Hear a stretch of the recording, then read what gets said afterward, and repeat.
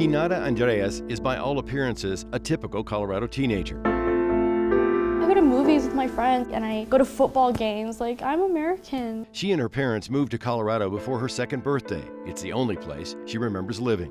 When you spend your life here, you start to adapt the culture. You start to say, well, this is me. I'm American, right?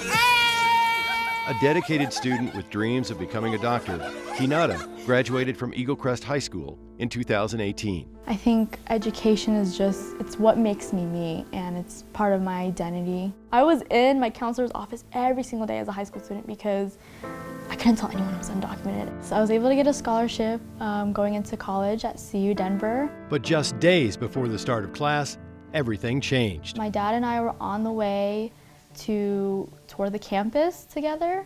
And then the big black truck tried to stop me with the light, looked like a police car. So we pulled over. She said, "Hey Dad, are you speedy?"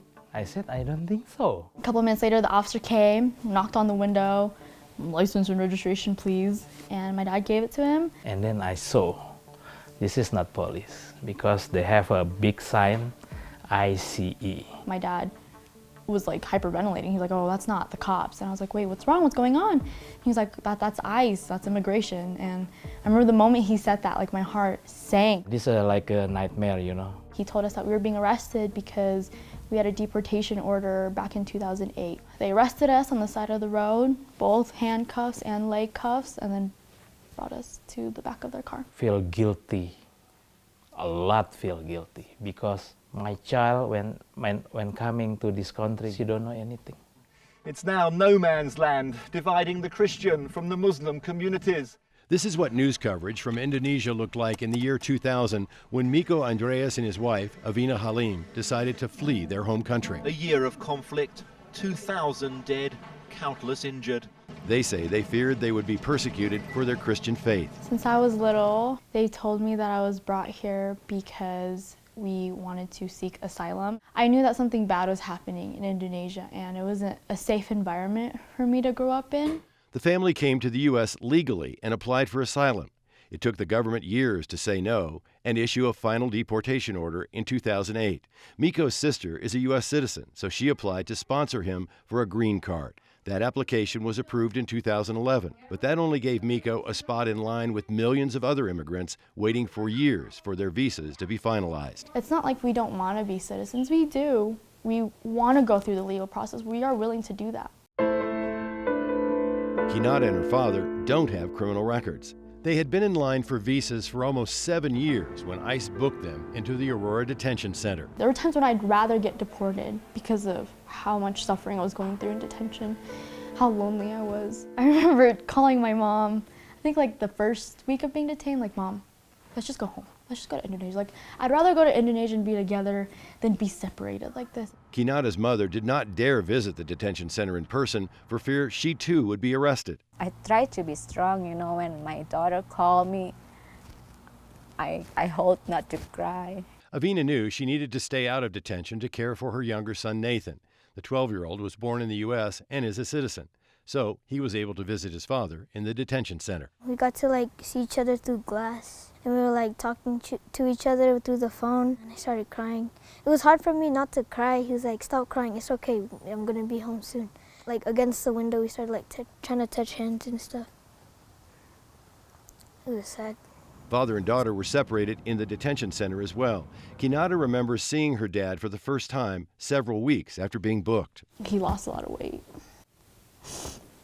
I think seeing him lose weight, it was not an ideal image to see.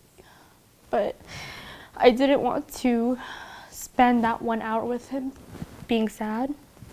I had to look at it as, oh, you get to see your dad. So just talk about the good things. Tell him that you're fine. Tell him that you're healthy.